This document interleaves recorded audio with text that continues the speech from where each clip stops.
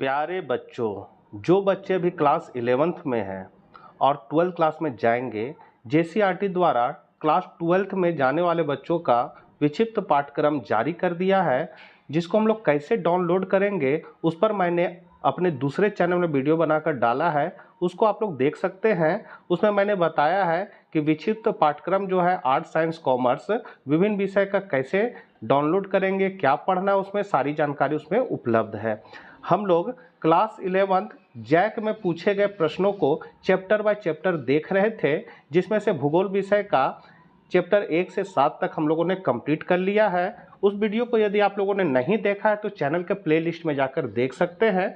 Channel पर नए हैं तो जरूर सब्सक्राइब कर ले। आज हम लोग चैप्टर 8 और 9 के प्रश्नों को देखेंगे जो पूर्व में जैक में पूछे गए थे। इस चैप्टर से कितने प्रश्न जैक में आए थे वो साइड में लिखा रहता है, आप लोग देख सकते हैं।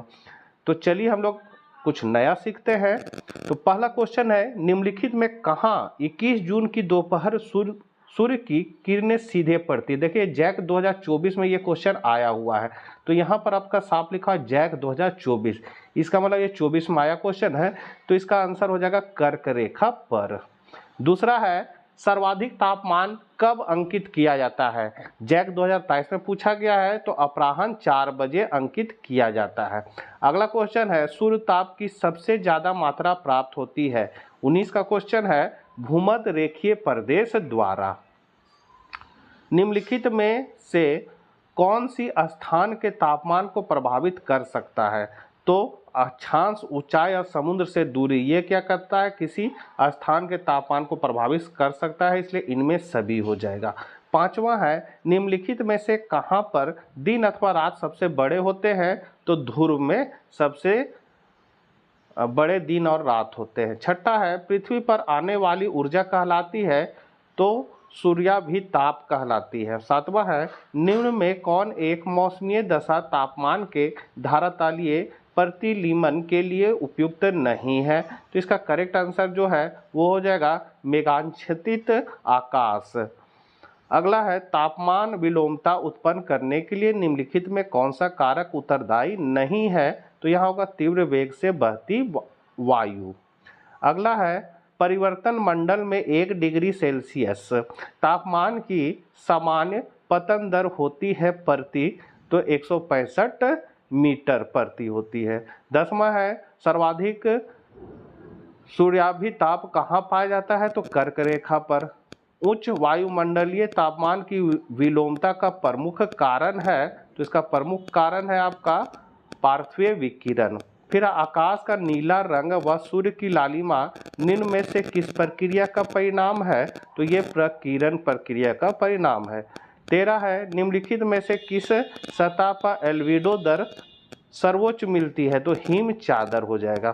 सूर्य से प्राप्त ऊर्जा का विकिरण होता है तो लघु तरंगों के रूप में। फिर है, धरातल द्वारा लौटाई गई परावर्ती ऊर्जा का प्रतिशत कहलाता है।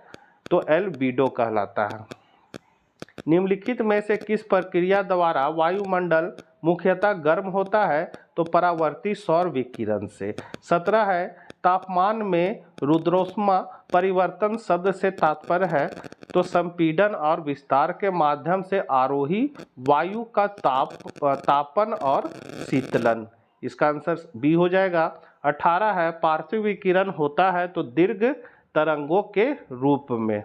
फिर 19 नंबर क्वेश्चन है, निम्नलिखित में कौन तापमान के क्षैतिज विवरण को प्रभावित नहीं करता है। तो सागरीय तरंगे लहरें हो जाएगा। अगला है, निम्नलिखित में कौन सा कथन एल्बिडो को परिभाषित करता है। तो पृथ्वी द्वारा परावर्तित किया गया सौर विकिरण हो जाएगा। 21 का है क्वेश्चन, सूर्य एवं पृथ्वी के बीच की सर्वाधिक दूरी होती है। तो सर्वाधिक पृथ्वी और सूर्य के बीच सर्वाधिक दूरी जो बढ़ जाती है वो 4 जुलाई को है। फिर है, सौरमंडल में ऊंचाई के साथ तापमान क्या होता है, घटता जाता है। 23 है, उपसौर की स्थिति होती है। तो उपसौर की स्थिति 3 जनवरी को होती है। ये बहुत इंपॉर्टेंट क्वेश्चन है बच्चों। अगला है, वायुमंडल के गर्म होने की प्रक्रिया कहलाती है। तो परिचालन कहलाती, संवहन और अवशोषण तीनों कहलाती। उपयुक्त सभी हो जाएगा। निम्न में से तापकर युत्मनन की स्थिति क्या है। तो ऊंचाई के साथ तापमान बढ़ता है। फिर है, वायुमंडल के लंबवत तापन की प्रक्रिया को कहते हैं? तो संवहन कहते हैं। आकाश के नीलेपन का प्रमुख कारण क्या है? तो इसका है सूर्य प्रकाश का वायु अणुओं द्वारा प्रकीर्णन हो जाएगा। अगला है किसी स्थान विशेष के औसत तापमान तथा उसके आच्छादीय तापमान के औसत के मध्य के अंतर को कहा जाता है? तो तापक्रमीय विसंगति कहा जाता है। फिर है शुष्क रुद्धोष्म तापपतन दर कितनी है? तो 6.5 डिग्री सेंटीग्रेड प्रति 1000 मीटर हो जाएगा। यहाँ से 9वां चैप्टर है आपका वायु दाब एवं पवनें। तो इसका पहला क्वेश्चन है 2023 और 24 में ये क्वेश्चन पूछा है। पहला कि गर्मियों में उत्तरी मैदान में बहने वाली हवा को क्या कहा जाता है? तो उसको लोग लू कहते हैं। दूसरा है काला बैसाखी संबंधित है तो पश्चिम बंगाल से। CP वायु राशि है जिसे कहा जाता है महाद्वीपीय ध्रुवीय। फिर संयुक्त राज्य अमेरिका में उष्णकटिबंधीय प्रचंड चक्रवातों को निम्नलिखित में किस नाम से जाना जाता है? तो टोर्नेडो के नाम से जाना जाता है। पांचवा है चीन के तट को प्रभावित करने वाले उष्णकटिबंधीय चक्रवात को किस नाम से पुकारा जाता है? तो टाइफून के नाम से। छठा है उष्णकटिबंधीय चक्रवातों को पश्चिमी ऑस्ट्रेलिया में कहते हैं तो विलीज। अगला है नीचे दो कथन दिए गए हैं जिसमें से एक अभिकथन ए और दूसरा तर्क आर है। निम्नलिखित कूटों से सही उत्तर का चयन कीजिए। तो अभिकथन है आपका ए में कि दो अलग अलग घनत्व वाली वायु राशियों की सीमा को वाताग्र कहते हैं। इसका तर्क है आर घनत्व में अंतर तापमान और आर्द्रता में अंतर के कारण होता है। तो इसका कूट दिया हुआ है तो कूट आप देख सकते हैं ABC है जिसमें से ए ऑप्शन आपका सही है। ए और बी दोनों सही है और आर जो है ए की सही व्याख्या है। आठवां है वाताग्र जिसके सहारे गर्म वायु ठंडी वायु से प्रतिस्थापित हो जाती कहलाती है उष्ण वाताग्र कहलाती है। फिर है 9वां कर्क रेखा से भूमध्य रेखा की ओर प्रवाहित पवन को निम्नलिखित में किस नाम से जाना जाता है? तो भूमध्य रेखीय पछुआ पवन। वाताग्र जनन शब्द का सर्वप्रथम प्रयोग किसने किया था? तो वर्गरॉन ने किया था, वर्गरॉन ने। फिर है निम्न में कौन सी शीतोष्ण कटिबंधीय चक्रवात की विशेषता नहीं है? तो इसका आंसर हो जाएगा इनमें हवाएं तूफानी रूप ग्रहण कर लेती है। बच्चों ऑप्शन आप देखते जाइएगा, हम सीधे तो आंसर ही बता रहे हैं आप लोग को। फिर है शीतोष्ण चक्रवात की उत्पत्ति के लिए आदर्श दशाएं मिलती है तो आइसलैंड के दक्षिणी भाग के समीप। 13 नंबर है निम्नलिखित में कौन ध्रुवीय महाद्वीपीय वायु राशियों के उद्गम प्रवेश है? तो इसका सही आंसर हो जाएगा कूट यहाँ दिया हुआ है। ए में है आपका उत्तरी अमेरिका, दूसरा में ऑस्ट्रेलिया, तीसरा उत्तर अटलांटिक और फिर है अटलांटिका। तो इसका कूट दिया हुआ है कि पहला कौन सही है? तो यहाँ पर डी है, दूसरा तथा चौथा आपका सही है। फिर है समानता उष्णकटिबंधीय चक्रवातों की उत्पत्ति होती है तो महासागरों पर। वायु राशियों के निर्माण का उद्गम क्षेत्र निम्नलिखित में कौन सा है? तो साइबेरियन का मैदानी भाग।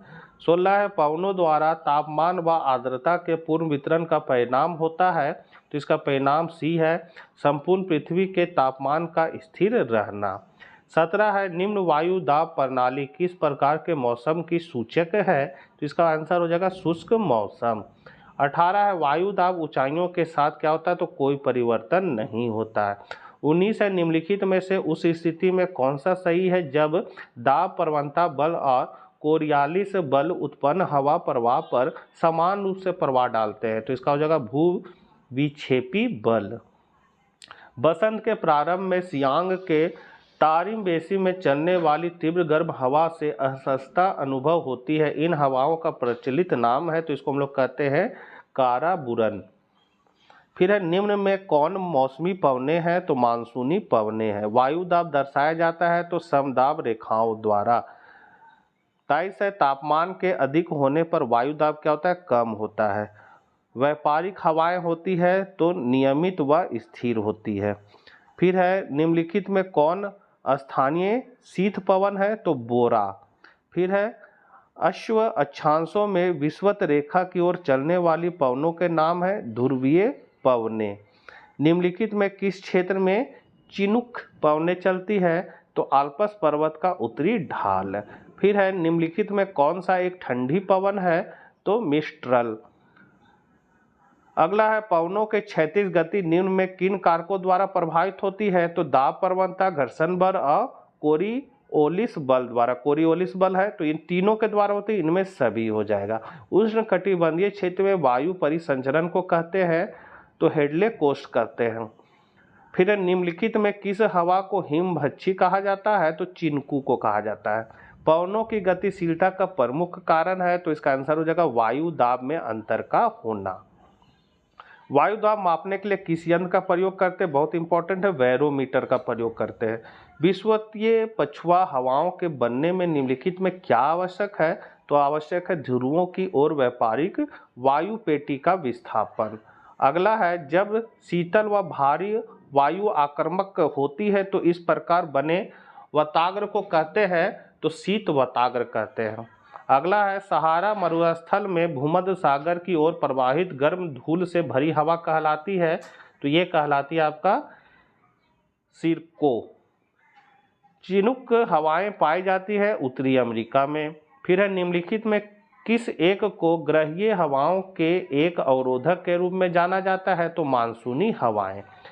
रॉकी पर्वत श्रेणी के पूर्वी ढालों पर उतरने वाली हवा संयुक्त राज्य अमेरिका एवं कनाडा में कहलाती है, चिनुक कहलाती है।